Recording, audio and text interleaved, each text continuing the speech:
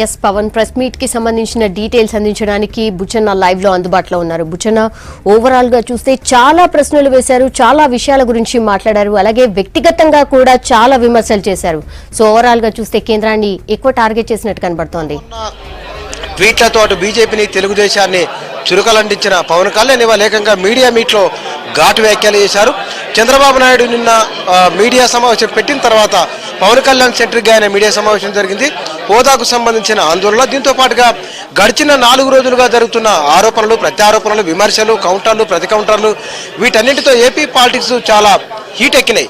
ఇవాళ పవన్ కళ్యాణ్ పెట్టిన మీడియా సమావేశంలో కూడా గతంలో కంటే చాలా భిన్నంగా జరిగింది మీడియా సమావేశం. ఆయన 2 ప్రధానమైన విషయాలు మాట్లాడండి. ఒకటి దక్షిణాది రాష్ట్రాలకు సంబంధించిన అంశం ఒకటైతే కనుక, రెండవది బీజేపీ తెలుగుదేశం 2 పార్టీల పట్ల తన వైఖరిని, తన అభిప్రాయాన్ని, తాను ఇన్నాళ్ళుగా చెప్తూ వస్తున్న ప్రశ్నలు కూడా 3-4 రోజులుగా వరుసగా ప్రశ్నిస్తూ వచ్చారు. ఇవాళ మరింత ఘాటుగా ప్రశ్నించిన ఆయన. దీంట్లో చంద్రబాబు నాయుడు ముందు చెప్పిన దానికి ఇవాళ చేస్తున్న దానికి, వెంకయ్య నాయుడు తన స్వప్రయోజనాల కోసం చేసిన దానికంటే కూడా రాష్ట్ర ప్రయోజనాల కోసం చేస్తే ఎట్లా ఉంటుంది, అదేవిధంగా తెలుగుదేశం పార్టీలో ఉన్న ముఖ్య నాయకులు చంద్రబాబు నాయుడికి అనుకూలంగా ఉన్న వాళ్ళు, చంద్రబాబు నాయుడుతో ఉన్న వాళ్ళను, ప్రధానమైన వాళ్ళ విషయంలో కూడా రాయపాటి సాంబశివరావు, సుజనా చౌదరి విషయంలో కూడా ఆయన తీవ్రమైన వ్యాఖ్యలు చేసిండు. దీంతో పాటుగా పవన్ కళ్యాణ్ రాబోయే రోజుల్లో ఆంధ్రప్రదేశ్ రాజకీయాల్లో ఎట్లా ఉండబోతున్నారో కూడా ఆయన ఇవాళ మీడియా సమావేశం ద్వారా చాలా క్లియర్గా చెప్పిండు. ఆయన తమిళనాడులో ఉన్న ద్రవిడ పార్టీలకు సంబంధించిన, ద్రవిడ సంస్కృతికి సంబంధించిన విషయాన్ని గతంలో ప్రస్తావించడమే చెప్తూ ఆయన మరో మాట అన్నాడు. ఇక్కడ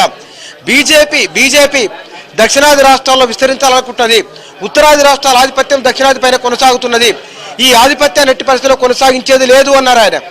2 ప్రశ్నలకు సమాధానం చెప్పలేదు పవన్ కళ్యాణ్. ఒకటి, నిన్న ఆయన పిలుపునిచ్చిన తర్వాత, లేకపోతే కనుక కొంతమంది ఆందోళన చేస్తారని చెప్పిన తర్వాత మరి నిన్న ఎక్కడున్నారో పవన్ కళ్యాణ్ మీడియాకు చెప్పలేదు. దీంతో పాటుగా దక్షిణాది రాష్ట్రాలపైన వివక్ష ఉంది అన్నారు.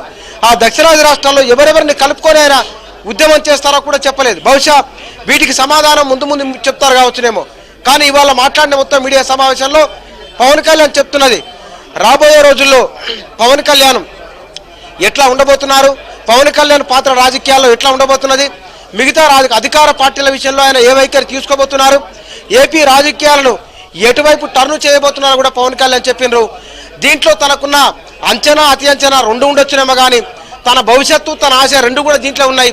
దక్షిణాది రాష్ట్రాలను టార్గెట్ చేసుకొని మాట్లాడమంటే ఆయన భారతదేశ రాజకీయాలలో ఒక కీలక పాత్ర పోషించే ప్రయత్నంలో ఉన్నారు. రెండోది, ఏపీకి సంబంధించిన విషయం, అదేవిధంగా తెలంగాణకు సంబంధించి 1-2 విషయాలు మాట్లాడండి. కానీ ఆయన మొత్తం ప్రధాన ఉపన్యాసం, మొత్తం మీడియా మీట్ మొత్తం కూడా ఏపీ సెంట్రిక్గా జరిగింది. ఏపీ రాజకీయాలు, ఏపీ నుంచి ఢిల్లీలో ప్రాతినిధ్యం వహిస్తున్న ఏపీ నాయకులపైన ఆయన తీవ్ర స్థాయిలో విమర్శలు చేసిండు. ఈ విమర్శలన్నీ కూడా ఆంధ్రప్రదేశ్ ప్రజల ప్రయోజనాలు, అదేవిధంగా రాష్ట్ర విభజన సందర్భంగా జరిగిన ప్రయోజనాలు, ఈ అన్ని అంశాలను ఆయన ప్రస్తావిస్తూ తమిళనాడు విషయంలో బీజేపీ చేసిన వైఖరి, అంటే ఉత్తరాది రాష్ట్రాలపైన ఆధిపత్యం ఎట్లా ఉంటుందనేది, తెలంగాణ ప్రాంతంలో 100,000 మంది యువకులు చనిపోయింది, ఈ కొంత 100 మంది చనిపోతే తప్ప వాళ్ళు పట్టించుకోరు, అదేవిధంగా మీడియా వ్యవహరిస్తున్న తీరు, అక్కడ నాయకులు వ్యవహరిస్తున్న తీరు, అన్ని విషయాలపైన ఆయన మాట్లాడారు. దాదాపుగా దక్షిణాది రాష్ట్రాలకు సంబంధించిన సమస్యలకు ఆయన ప్రతినిధిగా వివరించినట్టుగా ఇవాళ మీడియా సమావేశం ద్వారా అర్థమైంది. నిన్నటి ఏపీ హోదాకు సంబంధించిన అంశాన్ని సెంట్రిక్గా చేసుకొని ఆయన దక్షిణాది రాష్ట్రాలకు సంబంధించిన అంశాన్ని, బీజేపీని, తెలుగుదేశాన్ని, ఇక్కడున్న 1-2 మాటల్లో టీఆర్ఎస్ను కొంత అని అన్నప్పటికీ కూడా అనాలి అంటే మొత్తంగానే దక్షిణాది రాష్ట్రాలకు సంబంధించిన అంశాన్ని మాట్లాడుతున్నాడు. కాబట్టి ఈ అన్ని విషయాలపైన ఆయన కొన్ని టచ్ చేశారు. కాకపోతే కనుక ఏపీ రాజకీయాలలో పవన్ కళ్యాణ్ ఎట్లా ఉండబోతున్నారో ఇవాళ మీడియా మీట్ ద్వారా మనకు అర్థమైంది అనుకోవచ్చు. సౌమ్య, మొత్తంగా చూస్తే కనుక ఈ 3-4 రోజుల కాలంలో మొత్తం వ్యవహారం చూస్తే కనుక గతంలో పవన్ కళ్యాణ్ మోడీకి, చంద్రబాబు నాయుడు దగ్గరగా ఉన్నారని అనుకున్నాము. అయితే ఈ ఇందాక పవన్ కళ్యాణ్ అదే విషయం చెప్పిండు, నేను గతంలో వాళ్ళు గెలవడం కోసమై ప్రయత్నం చేశాను అని చెప్తున్నాయన ఇక రాబోయే రోజుల్లో వాళ్ళతో ఎట్లా ఉంటారు కూడా అన్నారు. మరి నిజంగానే పవన్ కళ్యాణ్ మీడియా సమావేశం అయిపోయిన వెంటనే ఇంట్లోకి వెళ్ళిపోయినారు, ఎవరితో కనీసం మరిన్ని ప్రశ్నలు వేయడానికి కూడా అవకాశం ఇవ్వలేదు. ఆయన తాను చెప్పదలుచుకున్న విషయాలకు ఆ తర్వాత 2-3 విషయాలకు మాత్రమే రెస్పాండ్ అయ్యి లోపలికి వెళ్ళిపోయింది ఆయన. ఇక్కడ పవన్ కళ్యాణ్ మీద ఇన్ని రోజులుగా వస్తున్న చర్చ, లేకపోతే కనుక ఇంకా ఎన్నికలు ఇంకా 2 ఏళ్ళు ఉన్నాయి కాబట్టి ఈ 2 ఏళ్లలో ఏపీలో జరిగే పరిణామాలు ఎట్లా ఉంటాయి, ప్రజల ఆలోచనను పవన్ కళ్యాణ్ ఎటువైపు తీసుకెళ్లాలనుకుంటున్నారు, బీజేపీ, తెలుగుదేశం 2 పార్టీలు ఈ విషయంలో తన వైఖరి ముందు ఎట్లా ఉండబోతున్నది, కొన్ని విషయాలు మాత్రం ఇవాళ పవన్ కళ్యాణ్ మాట్లాడిన దాంట్లో చాలా బోల్డ్ స్టేట్మెంట్లు ఉన్నాయి. నాయకుల వ్యక్తిగత ఆస్తుల పెంపకం, నాయకుల స్వార్థం అని వాళ్ళ పేర్లు వెంకయ్య నాయుడు రాయపాటి సాంబశివరావు వాళ్ళిద్దరి పేర్లు తీసి ప్రశ్నించిన ఆయన ఇంతకు ముందుకు సున్నితంగా కొంత అననట్లుగానే పరోక్షంగా కామెంట్లు ఉండేవి. కానీ ఈ 3-4 రోజులుగా నేరుగానే డైరెక్ట్గా అటాక్ ఇస్తున్నాడు. ఇవాళ మీడియా మీట్లయితే కనుక ఏకంగా నాయకులను వారికి సంబంధించిన వ్యాపారాలను వారి అభిప్రాయాలను 3-4 రోజులుగా వాళ్ళు చేసిన కామెంట్లను అన్నిటి విషయంలో చాలా బోల్డ్గా మాట్లాడారు. మరి దీనికి ముందు ఆయన నిలబడతారా లేదా తెలియదు. కానీ ఇవాటి వరకు అయితే ఏపీకి హోదా విషయంలో తెలుగుదేశం పార్టీని బీజేపీని ఈ రెండింటిని వదిలేది లేనలేదన్నారు. దీంతో పాటుగా దక్షిణాది రాష్ట్రాలకు సంబంధించిన అంశాలను ప్రస్తావించారు. వారన్నది జల్లికట్టుకు ఆ హోదాకు సంబంధం ఏమిటని చంద్రబాబు నాయుడు వేసిన ప్రశ్నకు పవన్ కళ్యాణ్ చెప్పిన సమాధానం మరి అది డైరెక్టో ఇండైరెక్టో కానీ ఆయన అన్నది భారతీయ జనతా పార్టీ తమిళనాడు రాజకీయ నాయకులను మేనేజ్ చేసిందేమో కానీ అక్కడున్న ప్రజలను ద్రవిడ ఉద్యమ ఆలోచనలను అది ప్రభావితం చేయలేదు. బీజేపీ పైన ఉన్న వ్యతిరేకతనే ఉద్యమానికి దారితీసిందన్నారు.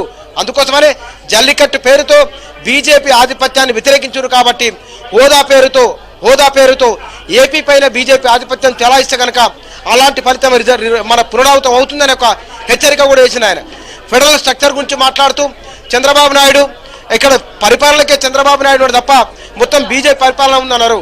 అంటే ఈ భారత ఫెడరేషన్లో ఎవరి ఆధిపత్యం ఎక్కడ ఉంది?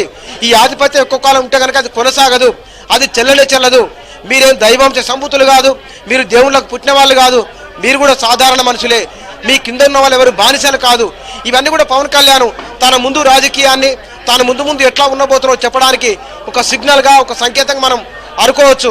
అయితే ఇవాళ ఉన్న టెంపో ఇవాళ ఉన్న ప్రశ్న మరి రేపు ఉంటుందా లేదా, రేపు రాజకీయాలు ఎట్టుంటో తెలియదు.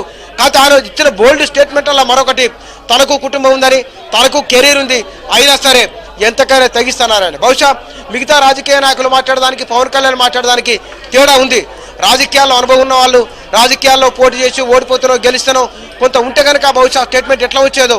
కానీ వాళ్ళు ఈయన సినిమా రంగంలో ఉంటూ రాజకీయాల గురించి మాట్లాడుతున్నారు కాబట్టి పవన్ కళ్యాణ్ విషయంలో నిర్దిష్టంగా ఇదే అని మన అభిప్రాయానికి రాకపోవచ్చునేమో. కానీ ఆంధ్రప్రదేశ్ ప్రజలు ప్రధానంగా యువత ఏం కోరుకుంటున్నారో దానికి ఖచ్చితంగా అద్దం పట్టే విధంగా వారి మనోభావాలను ఇవాళ మీడియా సమావేశంలో పవన్ కళ్యాణ్ రిఫ్లెక్ట్ చేసాడు. దీంతో పాటుగా భారతీయ జనతా పార్టీకి ఒక డైరెక్ట్ అయిన హెచ్చరిక కూడా పేరు దక్షిణాది రాష్ట్రాలపైన మీ ఆధిపత్యం పెత్తనం చెల్లదు, అది మానుకోవాలన్నాడు.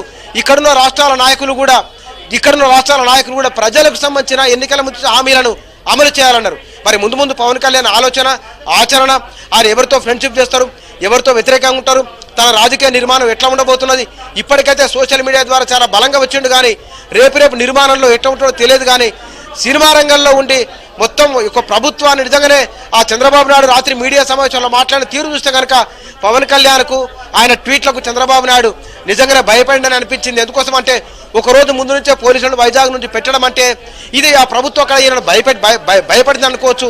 ఇందాక దానికి కూడా సమాధానం ఇచ్చిండు ఆయన. అయితే అర్థమైంది పవన్ కళ్యాణ్కు పరోక్షంగా చంద్రబాబు నాయుడు మాట్లాడితే ప్రత్యక్షంగా పవన్ కళ్యాణ్ ఇవాళ మీడియా సమావేశంలో మాట్లాడిండు. మొత్తానికైతే హోదా సెంటర్గా జరుగుతున్న రాజకీయం మూడవ రాజకీయ పార్టీ బలమైన ఫోర్స్గా పవన్ కళ్యాణ్ ఎమర్జ్ కావడానికి బహుశా ఇది ఒక వేదిక అనుకోవచ్చు, కనుక ఇది ఒక ఉదాహరణ మనకు కనపడుతుంది అనుకోవచ్చు. సౌమ్య. ఓకే బుచ్చన్న.